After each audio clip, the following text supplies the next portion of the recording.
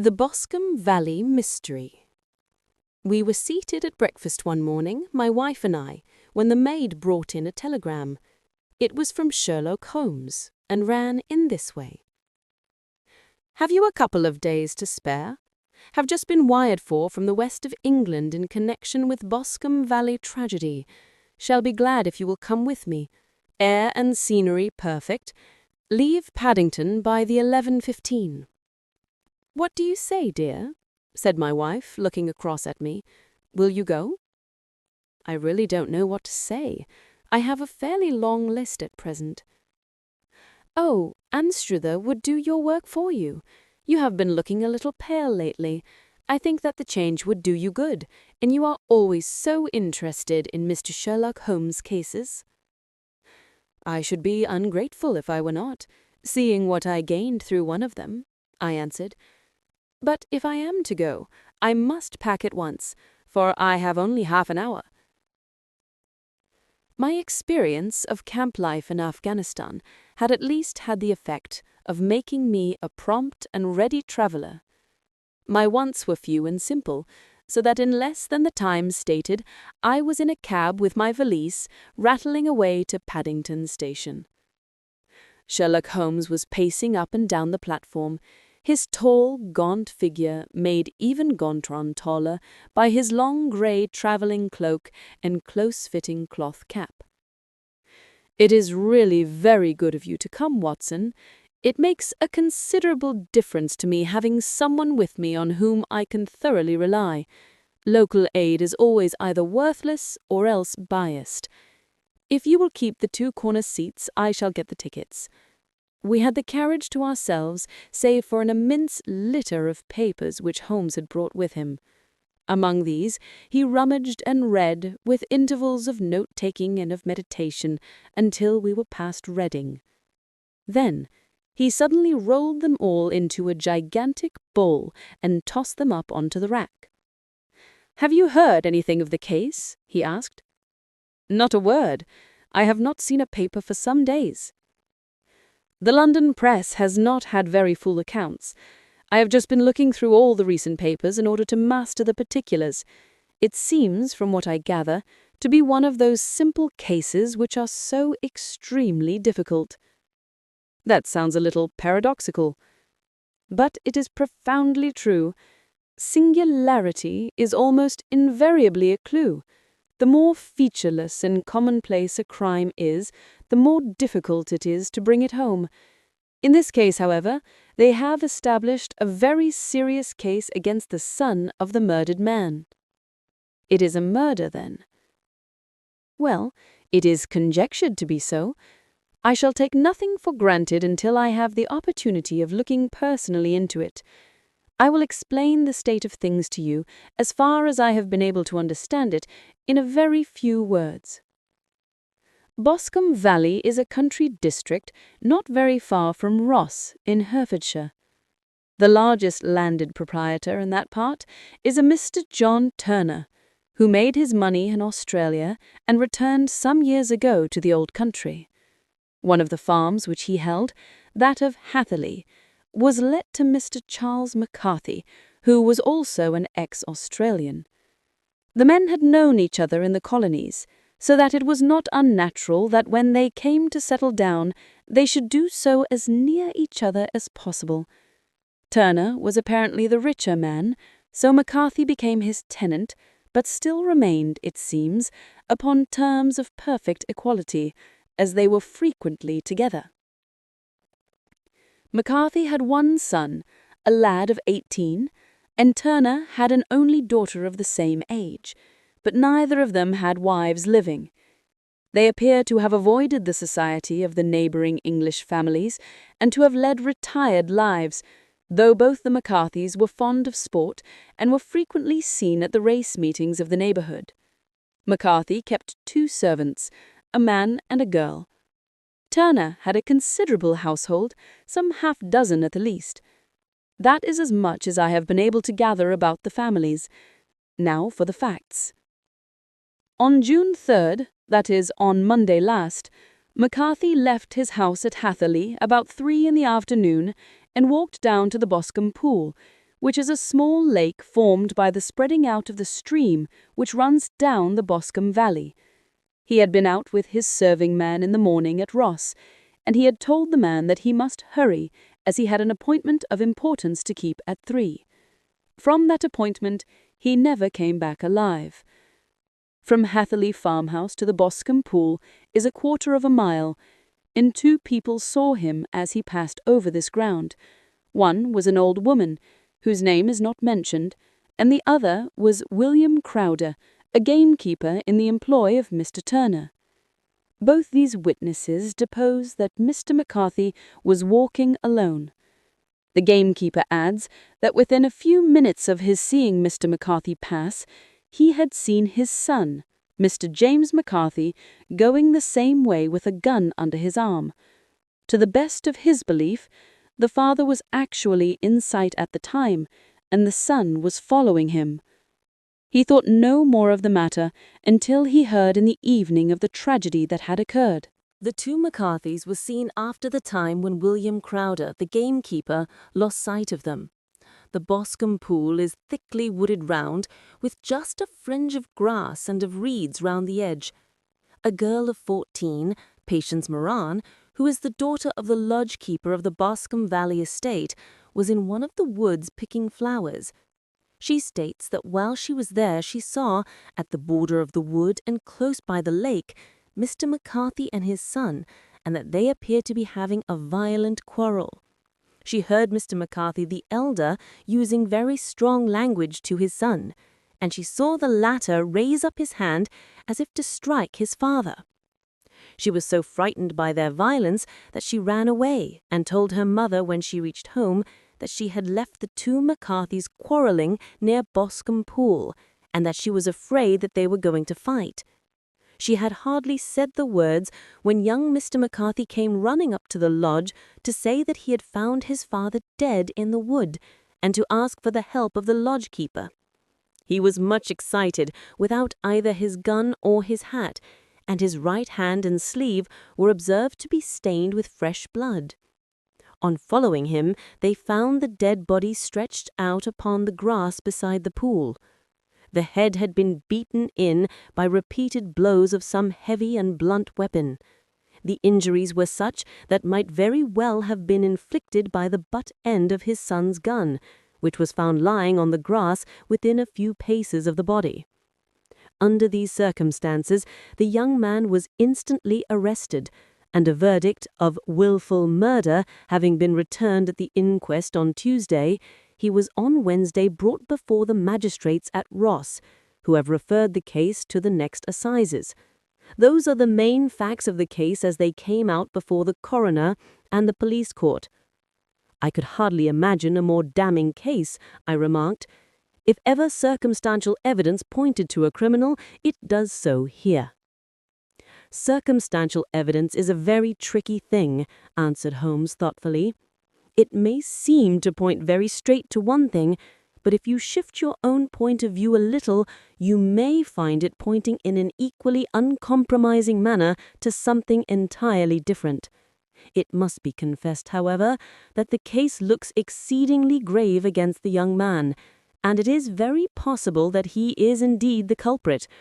There are several people in the neighborhood, however, and among them Miss Turner, the daughter of the neighboring land-owner, who believe in his innocence, and who have retained Lestrade, whom you may recollect in connection with the study in Scarlet, to work out the case in his interest.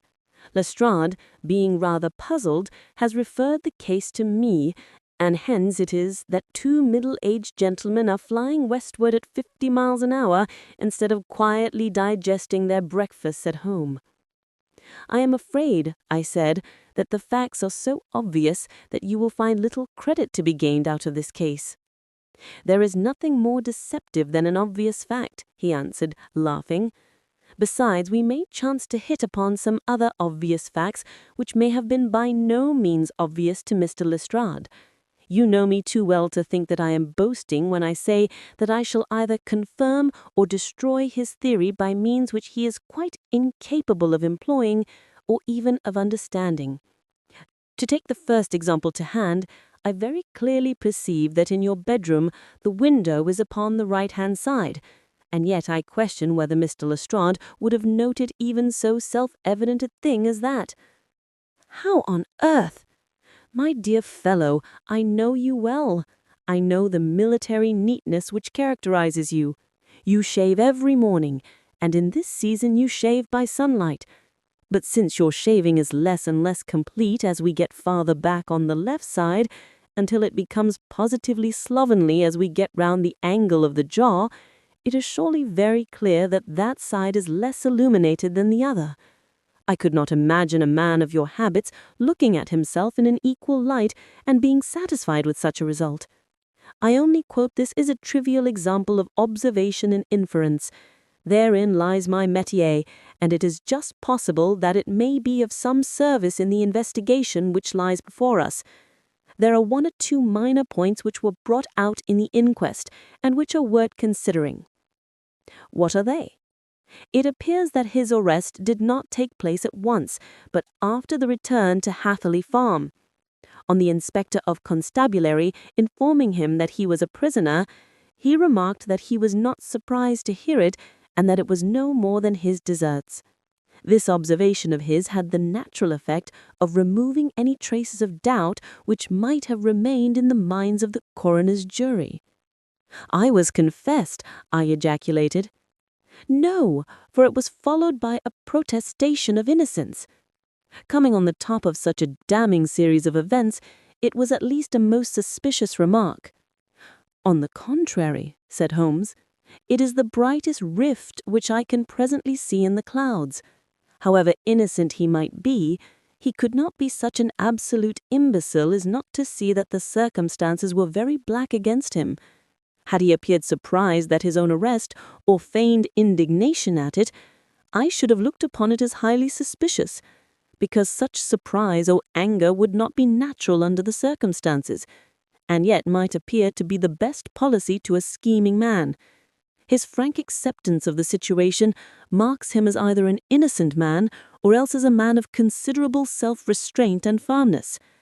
As to his remark about his deserts, it was also not natural if you consider that he stood beside the dead body of his father, and that there is no doubt that he had that very day so far forgotten his filial duty to bandy words with him, and even, according to the little girl whose evidence is so important, to raise his hand as if to strike his father.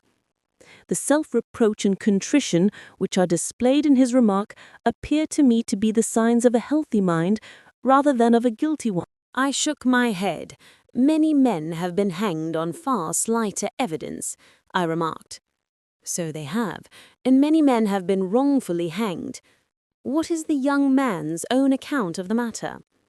It is, I am afraid, not very encouraging to his supporters, though there are one or two points in it which are suggestive. You will find it here, and may read it for yourself. He picked out from his bundle a copy of the local Herefordshire paper, and having turned down the sheet, he pointed out the paragraph in which the unfortunate young man had given his own statement of what had occurred. I settled myself down in the corner of the carriage and read it very carefully. It ran in this way. Mr. James McCarthy, the only son of the deceased, was then called and gave evidence as follows. I had been away from home for 3 days at Bristol, and had only just returned upon the morning of last Monday, the 3rd. My father was absent from home at the time of my arrival, and I was informed by the maid that he had driven over to Ross with John Cobb, the groom. Shortly after my return, I heard the wheels of his trap in the yard, and looking out of my window, I saw him get out and walk rapidly out of the yard, though I was not aware in which direction he was going. I then took my gun and strolled out in the direction of the Boscombe Pool, with the intention of visiting the rabbit warren which is upon the other side. On my way, I saw William Crowder, the gamekeeper, as he had stated in his evidence, but he is mistaken in thinking that I was following my father. I had no idea that he was in front of me. When about 100 yards from the pool, I heard a cry of "Cooey," which was a usual signal between my father and myself. I then hurried forward and found him standing by the pool. He appeared to be much surprised at seeing me, and asked me rather roughly what I was doing there. A conversation ensued which led to high words and almost to blows, for my father was a man of a very violent temper. Seeing that his passion was becoming ungovernable, I left him and returned towards Hatherley Farm. I had not gone more than 150 yards, however, when I heard a hideous outcry behind me, which caused me to run back again. I found my father expiring upon the ground, with his head terribly injured. I dropped my gun and held him in my arms, but he almost instantly expired. I knelt beside him for a few minutes, and then made my way to Mr. Turner's lodge-keeper, his house being the nearest, to ask for assistance. I saw no one near my father when I returned, and I have no idea how he came by his injuries. He was not a popular man, being somewhat cold and forbidding in his manners, but he had, as far as I know, no active enemies. I know nothing further of the matter. The coroner: Did your father make any statement to you before he died? Witness: He mumbled a few words, but I could only catch some allusion to a rat. The coroner: What did you understand by that? Witness: It conveyed no meaning to me. I thought that he was delirious. The coroner: What was the point upon which you and your father had this final quarrel? Witness: I should prefer not to answer. The coroner: I am afraid that I must press it. Witness: It is really impossible for me to tell you. I can assure you that it has nothing to do with the sad tragedy which followed. The coroner: That is for the court to decide. I need not point out to you that your refusal to answer will prejudice your case considerably in any future proceedings which may arise. Witness: I must still refuse. The coroner: I understand that the cry of cooey was a common signal between you and your father. Witness: It was. The coroner: How was it then that he uttered it before he saw you, and before he even knew that you had returned from Bristol? Witness: I do not know. A juryman: Did you see nothing which aroused your suspicions when you returned on hearing the cry and found your father fatally injured? Witness: Nothing definite. The coroner: What do you mean? Witness: I was so disturbed and excited as I rushed out into the open that I could think of nothing except of my father, yet I have a vague impression that as I ran forward, something lay on the ground to the left of me. It seemed to me to be something grey in colour, a coat of some sort, or a plaid perhaps. When I rose from my father, I looked around for it, but it was gone. Do you mean that it disappeared before you went for help? Witness: Yes, it was gone. You cannot say what it was? No, I had a feeling something was there. How far from the body? 12 yards or so. And how far from the edge of the wood? About the same. Then if it was removed, it was while you were within 12 yards of it. Yes, but with my back towards it. This concluded the examination of the witness. I see, said I, as I glanced down the column, that the coroner in his concluding remarks was rather severe on young McCarthy. He calls attention, and with reason, to the discrepancy about his father having signalled to him before seeing him, also to his refusal to give details of his conversation with his father, and his singular account of his father's dying words. They are all, as he remarks, very much against the son. Holmes laughed softly to himself and stretched himself out upon the cushioned seat. Both you and the coroner have been at some pains, said he, to single out the very strongest points in the young man's favour. Don't you see that you alternately give him credit for having too much imagination and too little? Too little if he could not invent a cause of quarrel which would give him the sympathy of the jury. Too much if he evolved from his own inner consciousness anything so outré as a dying reference to a rat and the incident of the vanishing cloth. No, sir. I shall approach this case from the point of view that what this young man says is true, and we shall see whither that hypothesis will lead us. And now, here is my pocket Petrarch, and not another word shall I say of this case until we are on the scene of action. We lunch at Swindon, and I see that we shall be there in 20 minutes. It was nearly 4 o'clock when we at last, after passing through the beautiful Stroud Valley and over the broad, gleaming Severn, found ourselves at the pretty little country town of Ross. A lean, ferret-like man, furtive and sly-looking, was waiting for us upon the platform. In spite of the light brown dust coat and leather leggings which he wore in deference to his rustic surroundings, I had no difficulty in recognizing Lestrade of Scotland Yard. With him we drove to the Hereford Arms, where a room had already been engaged for us. "I've ordered a carriage," said Lestrade, as we sat over a cup of tea. "I knew your energetic nature and that you would not be happy until you had been on the scene of the crime." "It was very nice and complimentary of you," Holmes answered. "It is entirely a question of barometric pressure." Lestrade looked startled. "I do not quite follow," he said. "How is the glass?" 29, I see. No wind and not a cloud in the sky. I have a case full of cigarettes here which need smoking, and the sofa is very much superior to the usual country hotel abomination. I do not think that it is probable that I shall use the carriage tonight." Lestrade laughed indulgently. "You have no doubt already formed your conclusions from the newspapers," he said. "The case is as plain as a pikestaff, and the more one goes into it, the plainer it becomes. Still, of course, one can't refuse a lady, and such a very positive one, too. She has heard of you, and would have your opinion, though I repeatedly told her that there was nothing which you could do which I had not done. Why, bless my soul, here is her carriage at the door." He had hardly spoken before there rushed into the room one of the most lovely young women that I had ever seen in my life, her violet eyes shining, her lips parted, a pink flush upon her cheeks. All thought of her natural reserve lost in her overpowering excitement and concern. "Oh, Mr. Sherlock Holmes," she cried, glancing from one to the other of us, and finally, with the woman's quick intuition, fastening upon my companion. "I am so glad that you have come. I have driven down to tell you so. I know that James didn't do it. I know it, and I want you to start upon your work knowing it too. Never let yourself doubt upon that point. We have known each other since we were little children, and I know his faults as no one else does, but he is too tender-hearted to hurt a fly. Such a charge is absurd to anyone who really knows him."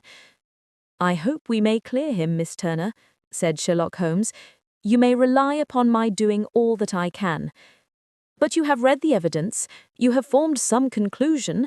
Do you not see some loophole, some flaw? Do you not yourself think that he is innocent?" "I think that it is very probable."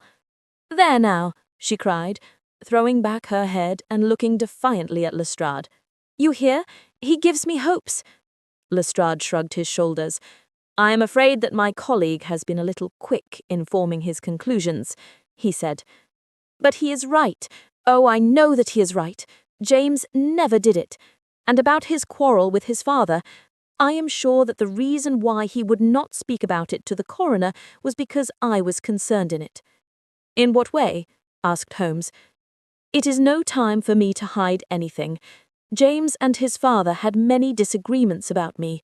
Mr. McCarthy was very anxious that there should be a marriage between us. James and I have always loved each other as brother and sister, but of course he is young and has seen very little of life yet, and, well, he naturally did not wish to do anything like that yet. So there were quarrels, and this, I am sure, was one of them." "And your father?" asked Holmes. "Was he in favour of such a union?" "No, he was averse to it also. No one but Mr. McCarthy was in favour of it." A quick blush passed over her fresh young face as Holmes shot one of his keen, questioning glances at her. "Thank you for this information," said he. "May I see your father if I call tomorrow?" I'm afraid the doctor won't allow it. The doctor? Yes. Have you not heard? Poor father has never been strong for years back, but this has broken him down completely. He has taken to his bed, and Dr. Willow says that he is a wreck and that his nervous system is shattered. Mr. McCarthy was the only man alive who had known Dad in the old days in Victoria. In Victoria. That is important. Yes, at the mines. Quite so, at the gold mines where, as I understand, Mr. Turner made his money? Yes, certainly. Thank you, Miss Turner. You have been of material assistance to me. You will tell me if you have any news tomorrow. No doubt you will go to the prison to see James. Oh, if you do, Mr. Holmes, do tell him that I know him to be innocent. I will, Miss Turner. I must go home now, for Dad is very ill, and he misses me so if I leave him. Goodbye, and God help you in your undertaking. She hurried from the room as impulsively as she had entered, and we heard the wheels of her carriage rattle off down the street. "I'm ashamed of you, Holmes," said Lestrade with dignity after a few minutes' silence. "Why should you raise up hopes which you are bound to disappoint? I am not over-tender of heart, but I call it cruel." "I think that I see my way to clearing James McCarthy," said Holmes. "Have you an order to see him in prison?" "Yes, but only for you and me." "Then I shall reconsider my resolution about going out. We have still time to take a train to Hereford and see him tonight?" "Ample." "Then let us do so. Watson, I fear that you will find it very slow, but I shall only be away a couple of hours." I walked down to the station with them, and then wandered through the streets of the little town, finally returning to the hotel, where I lay upon the sofa and tried to interest myself in a yellow-backed novel. The puny plot of the story was so thin, however, when compared to the deep mystery through which we were groping, and I found my attention wander so continually from the action to the fact that at last I flung it across the room and gave myself up entirely to a consideration of the events of the day. Supposing that this unhappy young man's story were absolutely true, then what hellish thing, what absolutely unforeseen and extraordinary calamity could have occurred between the time when he parted with his father and the moment when, drawn back by his screams, he rushed into the glade? It was something terrible and deadly. What could it be? Might not the nature of the injuries reveal something to my medical instincts? I rang the bell and called for the weekly county paper, which contained a verbatim account of the inquest. In the surgeon's deposition, it was stated that the posterior third of the left parietal bone and the left half of the occipital bone had been shattered by a heavy blow from a blunt weapon. I marked the spot upon my own head. Clearly, such a blow must have been struck from behind. That was, to some extent, in favor of the accused, as, when seen quarrelling, he was face to face with his father. Still, it did not go for very much, for the older man might have turned his back before the blow fell. Still, it might be worth while to call Holmes' attention to it. Then there was the peculiar dying reference to a rat. What could that mean? It could not be delirium. A man dying from a sudden blow does not commonly become delirious. No, it was more likely to be an attempt to explain how he met his fate. But what could it indicate? I cudgelled my brains to find some possible explanation. And then the incident of the grey cloth seen by young McCarthy. If that were true, the murderer must have dropped some part of his dress, presumably his overcoat, in his flight, and must have had the hardihood to return and to carry it away at the instant when the son was kneeling with his back turned, not a dozen paces off. What a tissue of mysteries and improbabilities the whole thing was!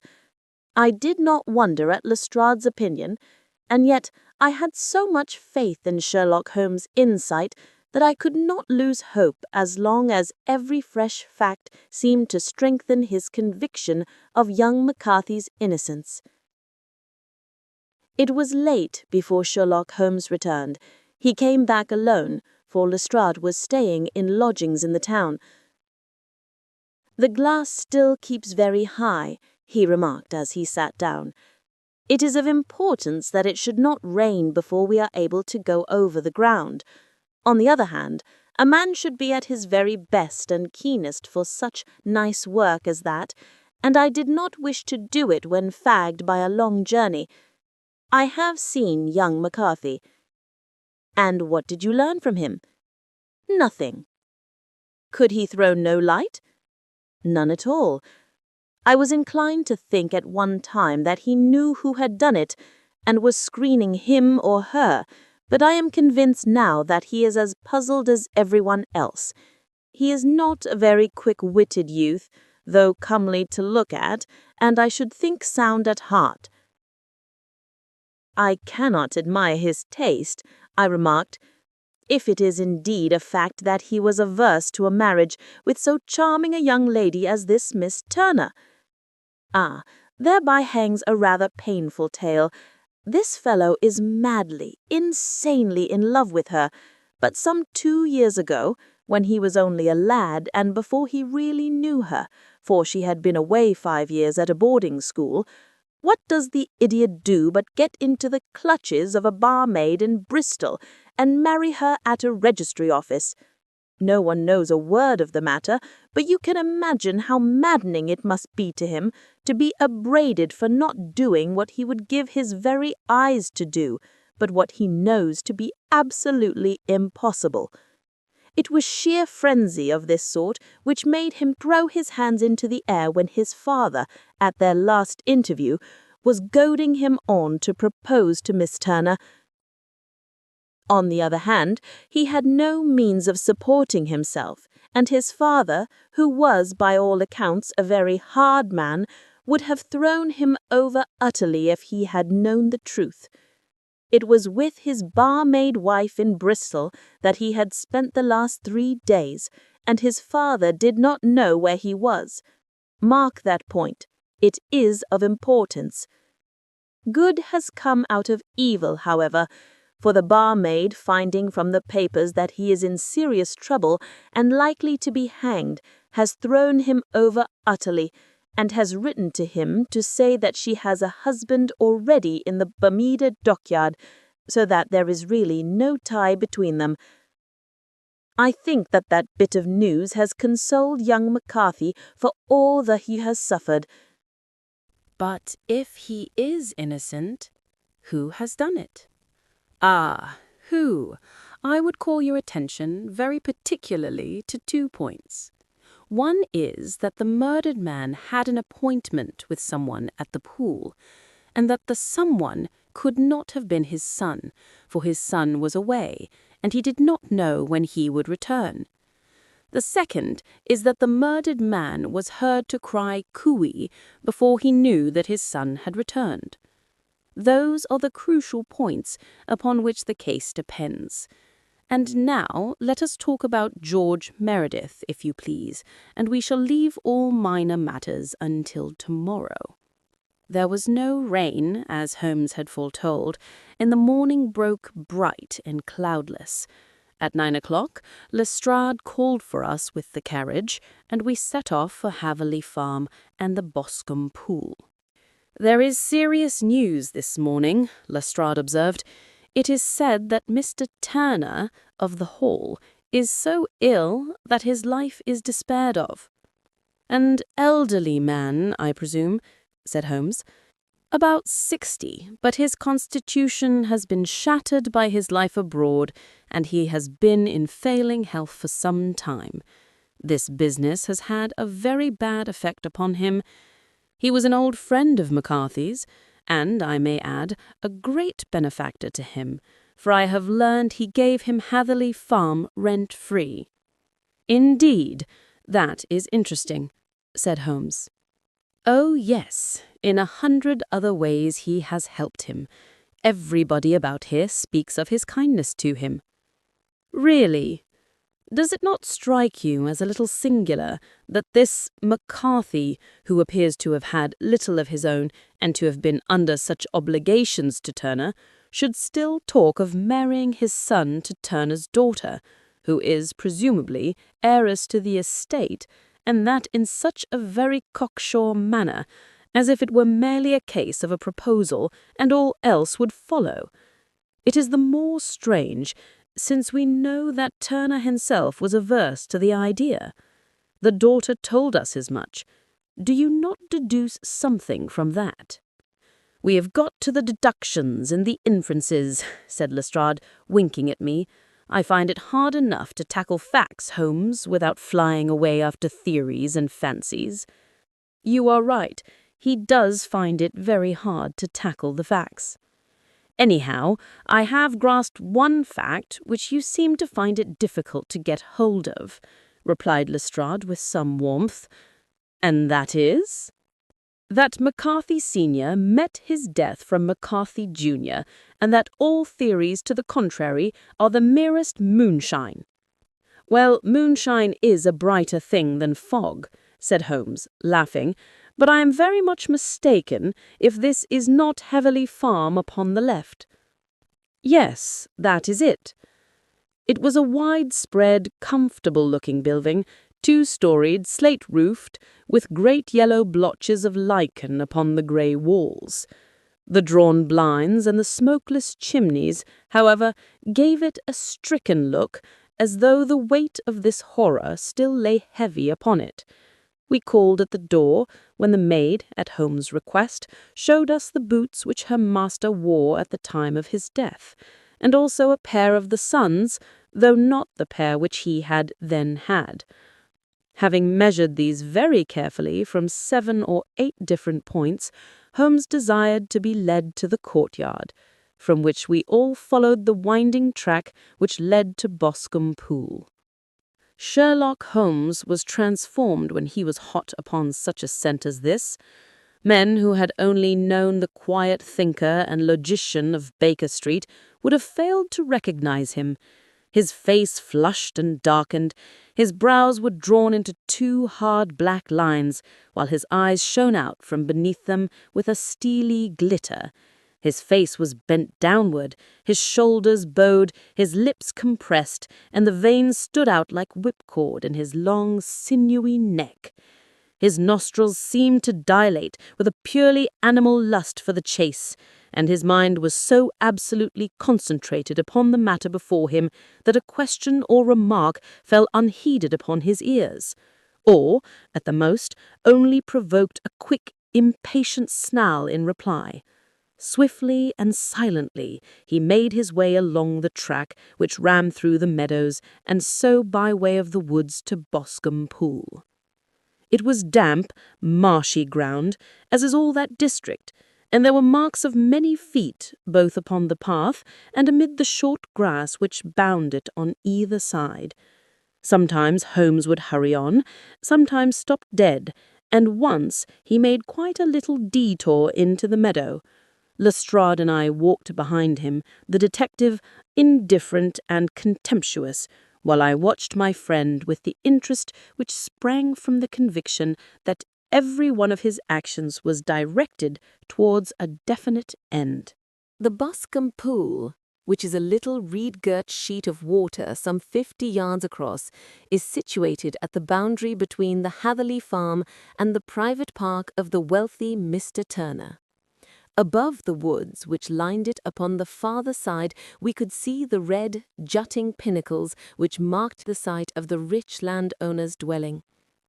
On the Hatherley side of the pool, the woods grew very thick, and there was a narrow belt of sodden grass 20 paces across between the edge of the trees and the reeds which lined the lake. Lestrade showed us the exact spot at which the body had been found, and indeed so moist was the ground that I could plainly see the traces which had been left by the fall of the stricken man.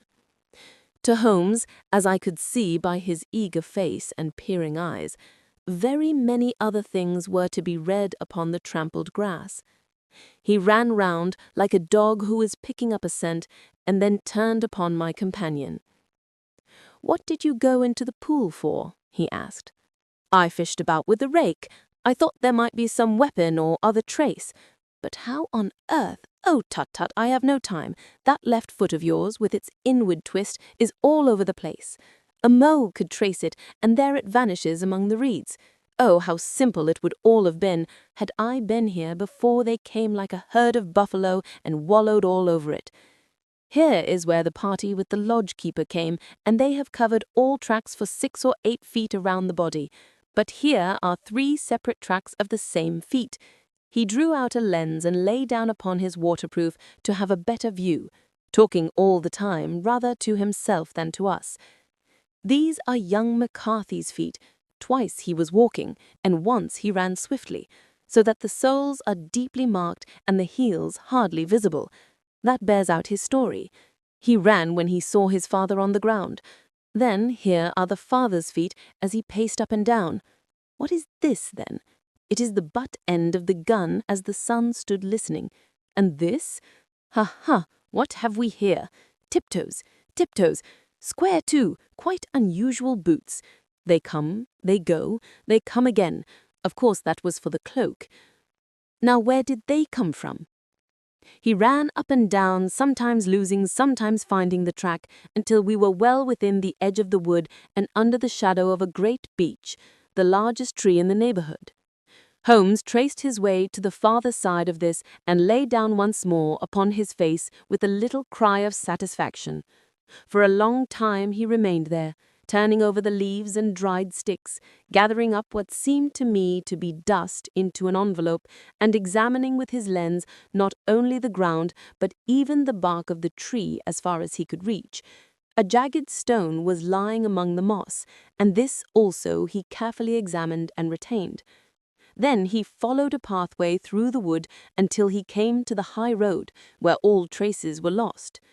"It has been a case of considerable interest," he remarked, returning to his natural manner. "I fancy that this grey house on the right must be the lodge. I think that I will go in and have a word with Moran, and perhaps write a little note. Having done that, we may drive back to our luncheon. You may walk to the cab, and I shall be with you presently." It was about 10 minutes before we regained our cab and drove back into Ross, Holmes still carrying with him the stone which he had picked up in the wood. "This may interest you, Lestrade," he holding it out. "The murder was done with it." "I see no marks." "There are none." "How do you know, then?" "The grass was growing under it. It had only lain there a few days. There was no sign of a place whence it had been taken. It corresponds with the injuries. There is no sign of any other weapon. And the murderer is a tall man, left-handed, limps with the right leg, wears thick-soled shooting boots and a grey cloak, smokes Indian cigars, uses a cigar holder, and carries a blunt pen knife in his pocket. There are several other indications, but these may be enough to aid us in our search." Lestrade laughed. "I am afraid that I am still a skeptic," he said. "Theories are all very well, but we have to deal with a hard-headed British jury." "Nous verrons," answered Holmes calmly. "You work your method, and I shall work mine. I shall be busy this afternoon, and shall probably return to London by the evening train." "And leave your case unfinished?" "No, finished." "But the mystery?" "It is solved." "Who was the criminal, then?" "The gentleman I describe." "But who is he?" "Surely it would not be difficult to find out. This is not such a populous neighborhood." Lestrade shrugged his shoulders. "I am a practical man," he said, "and I really cannot undertake to go about the country looking for a left-handed gentleman with a game leg. I should become the laughing-stock of Scotland Yard." "All right," said Holmes quietly. "I have given you the chance. Here are your lodgings. Goodbye." I shall drop you a line before I leave." Having left Lestrade at his rooms, we drove to our hotel, where we found lunch upon the table. Holmes was silent and buried in thought, with a pained expression upon his face, as one who finds himself in a perplexing position. "Look here, Watson," he said when the cloth was cleared. "Just sit down in this chair and let me preach to you for a little. I don't know quite what to do, and I should value your advice. Light a cigar and let me expound." "Pray do so." "Well, now, in considering this case, there are 2 points about young McCarthy's narrative which struck us both instantly, although they impressed me in his favor and you against him. One was the fact that his father should, according to his account, cry cooee before seeing him. The other was his singular dying reference to a rat. He mumbled several words, you understand, but that was all that caught the son's ear. Now, from this double point, our research must commence, and we will begin it by presuming that what the lad says is absolutely true. What of this cooee, then? Well, obviously, it could not have been meant for the son. The son, as far as he knew, was in Bristol. It was mere chance that he was within earshot. The cooee was meant to attract the attention of whoever it was that he had the appointment with. But cooee is a distinctly Australian cry, and one which is used between Australians. There is a strong presumption that the person whom McCarthy expected to meet him at Boscombe Pool was someone who had been in Australia. What of the rap, then? Sherlock Holmes took a folded paper from his pocket and flattened it out on the table. "This is a map of the colony of Victoria," he said. "I wired to Bristol for it last night." He put his hand over part of the map. "What do you read?" "I read ARAT. "And now?" He raised his hand. "Ballarat." "Quite so. That was the word the man uttered, and of which his son only caught the last 2 syllables. He was trying to utter the name of his murderer, so-and-so of Ballarat." "It is wonderful," I exclaimed. "It is obvious. And now, you see, I had narrowed the field down considerably. The possession of a grey garment was a 3rd point which, granting the son's statement to be correct, was a certainty. We have come now out of mere vagueness to the definite conception of an Australian from Ballarat with a grey cloak. Certainly. And one who was at home in the district, for the pool can only be approached by the farm or by the estate, where strangers could hardly wander. Quite so. Then comes our expedition of today. By an examination of the ground, I gained the trifling details which I gave to that imbecile Lestrade as to the personality of the criminal. But how did you gain them? You know my method. It is founded upon the observation of trifles. His height I know that you might roughly judge from the length of his stride. His boots, too, might be told from their traces. Yes, they were peculiar boots. But his lameness? The impression of his right foot was always less distinct than his left. He put less weight upon it. Why? Because he limped. He was lame. But his left-handedness? You were yourself struck by the nature of the injury, as recorded by the surgeon at the inquest. The blow was struck from immediately behind, and yet was upon the left side. Now, how can that be, unless it were by a left-handed man? He had stood behind that tree during the interview between the father and son. He had even smoked there.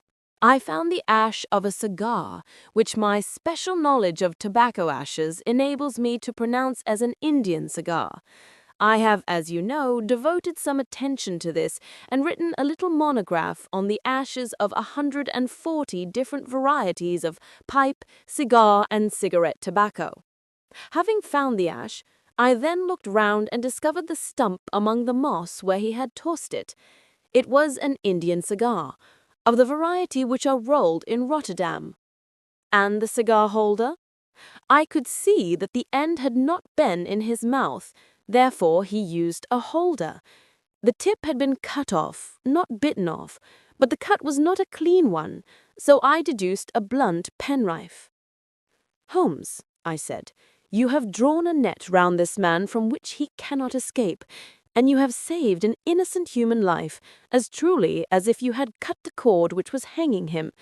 I see the direction in which all this points. The culprit is—" "Mr. John Turner," cried the hotel waiter, opening the door of our sitting-room and ushering in a visitor. The man who entered was a strange and impressive figure. His slow, limping step and bowed shoulders gave the appearance of decrepitude, and yet his hard, deep-lined, craggy features and his enormous limbs showed that he was possessed of an unusual strength of body and of character.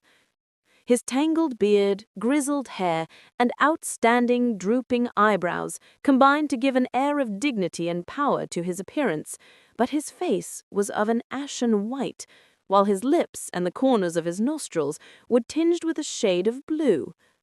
It was clear to me at a glance that he was in the grip of some deadly and chronic disease. "Pray sit down on the sofa," said Holmes gently. "You had my note." "Yes, the lodge-keeper brought it up. You said that you wished to see me here to avoid scandal. I thought people would talk if I went to the hall." "And why did you wish to see me?" He looked across at my companion with despair in his weary eyes, as though his question was already answered. "Yes," said Holmes, answering the look rather than the words. "It is so. I know all about McCarthy." The old man sank his face in his hands. "God help me! But I would not have let the young man come to harm. I give you my word that I would have spoken out if it went against him at the assizes." "I am glad to hear you say so," said Holmes gravely. "I would have spoken now had it not been for my dear girl. It would break her heart. It will break her heart when she hears that I am arrested." "It may not come to that," said Holmes. "What?" "I am no official agent. I understand that it was your daughter who required my presence here, and I am acting in her interests. Young McCarthy must be got off, however. I am a dying man. I have had diabetes for years.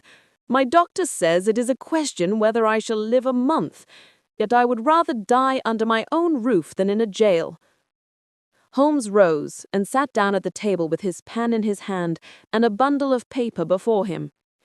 "Just tell us the truth," he said. "I shall jot down the facts. You will sign it, and Watson here can witness it. Then I could produce your confession at the last extremity to save young McCarthy. I promise you that I shall not use it unless it is absolutely needed." "It's as well," said the old man. "It's a question whether I shall live to the assizes, so it matters little to me, but I should wish to spare Alice the shock.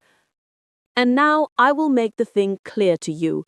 It has been a long time in the acting, but will not take me long to tell. You didn't know this dead man McCarthy. He was a devil incarnate. I tell you that. God keep you out of the clutches of such a man as he. His grip has been upon me these 20 years, and he has blasted my life. I'll tell you first how I came to be in his power." It was in the early 60s at the diggings.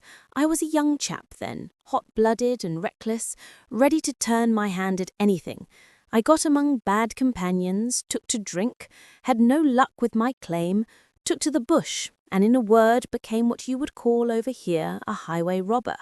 There were 6 of us, and we had a wild, free life of it, sticking up a station from time to time, or stopping the wagons on the road to the diggings. Black Jack of Ballarat was the name I went under, and our party is still remembered in the colony as the Ballarat Gang. One day, a gold convoy came down from Ballarat to Melbourne, and we lay in wait for it and attacked it. There were 6 troopers and 6 of us, so it was a close thing, but we emptied 4 of their saddles at the first volley. 3 of our boys were killed, however, before we got the swag. I put my pistol to the head of the wagon driver, who was this very man McCarthy. I wish to the law that I had shot him then, but I spared him, though I saw his wicked little eyes fixed on my face, as though to remember every feature. We got away with the gold, became wealthy men, and made our way over to England without being suspected. There I parted from my old pals and determined to settle down to a quiet and respectable life. I bought this estate, which chanced to be in the market, and I set myself to do a little good with my money, to make up for the way in which I had earned it. I married, too, and though my wife died young, she left me my dear little Alice. Even when she was just a baby, her wee hand seemed to lead me down the right path as nothing else had ever done. In a word, I turned over a new leaf and did my best to make up for the past. All was going well when McCarthy laid his grip upon me. I had gone up to town about an investment, and I met him in Regent Street with hardly a coat to his back or a boot to his foot. "Here we are, Jack," says he, touching me on the arm. "We'll be as good as a family to you. There's 2 of us, me and my son, and you can have the keeping of us. If you don't, it's a fine, law-abiding country as England, and there's always a policeman within hail." Well, down they came to the West Country. There was no shaking them off, and there they have lived rent-free on my best land ever since. There was no rest for me, no peace, no forgetfulness. Turn where I would, there was his cunning, grinning face at my elbow. It grew worse as Alice grew up, for he soon saw I was more afraid of her knowing my past than of the police. Whatever he wanted, he must have, and whatever it was, I gave him without question. Land, money, houses, until at last he asked a thing which I could not give. He asked for Alice. His son, you see, had grown up, and so had my girl, and as I was known to be in weak health, it seemed a fine stroke to him that his lad should step into the whole property. But there I was firm. I would not have his cursed stock mixed with mine. Not that I had any dislike to the lad, but his blood was in him, and that was enough. I stood firm. McCarthy threatened. I braved him to do his worst. We were to meet at the pool, midway between our houses, to talk it over. When I went down there, I found him talking with his son, so I smoked a cigar and waited behind a tree until he should be alone. But as I listened to his talk, all that was black and bitter in me seemed to come uppermost. He was urging his son to marry my daughter with as little regard for what she might think as if she were a slut from off the streets. It drove me mad to think that I and all that I held most dear should be in the power of such a man as this. Could I not snap the bond? I was already a dying and a desperate man. Though clear of mind and fairly strong of limb, I knew that my own fate was sealed. But my memory and my girl, both could be saved if I could but silence that foul tongue. I did it, Mr. Holmes. I would do it again. Deeply as I have sinned, I have led a life of martyrdom to atone for it. But that my girl should be entangled in the same meshes which held me was more than I could suffer. I struck him down with no more compunction than if he had been some foul and venomous beast. His cry brought back his son, but I had gained the cover of the wood, though I was forced to go back to fetch the cloak which I had dropped in my flight. That is the true story, gentlemen, of all that occurred.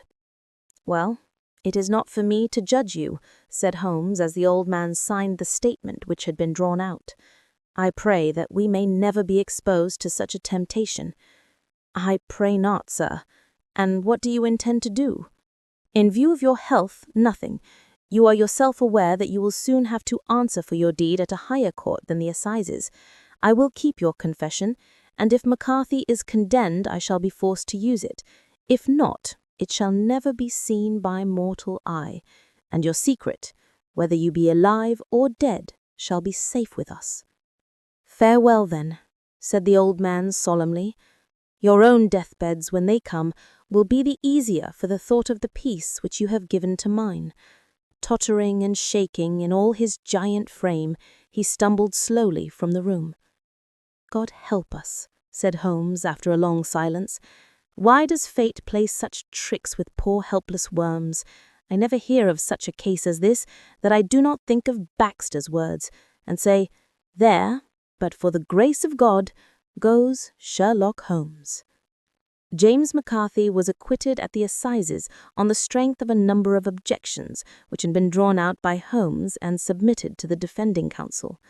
Old Turner lived for 7 months after our interview, But he is now dead, and there is every prospect that the son and daughter may come to live happily together in ignorance of the black cloud which rests on their past.